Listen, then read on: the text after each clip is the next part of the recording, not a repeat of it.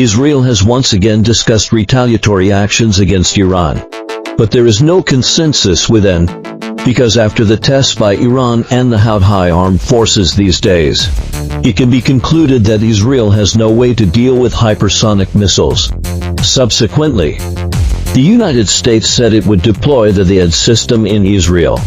Obviously, this is aimed at Iran and is to offer comfort and encouragement to Israel.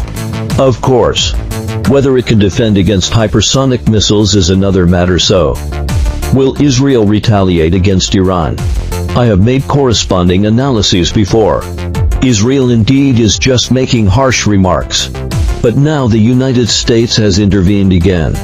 However, I still think that Israel will end up doing nothing. First of all, Israel has a small territory and cannot withstand a large-scale counterattack. Domestic industries, social capital, etc., will inevitably choose to move to safer countries.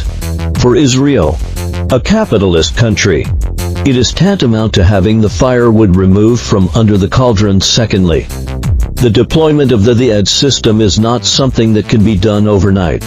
Due to the interests of all parties, it is possible to drag on for a year or half a year. For example, it took South Korea, a colony, 2 years. Once the DIAD is deployed, it is also a provocation to those countries in the Middle East that have not participated in the war. No one will naively think that Israel will be well behaved. Right?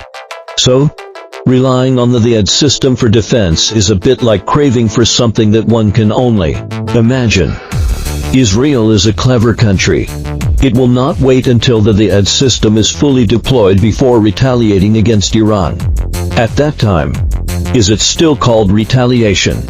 It should be considered starting a war. It is worth mentioning that according to some people's logic, the DIAD system has no actual combat experience. Maybe it will be subject to sanctions and end before it even makes an appearance.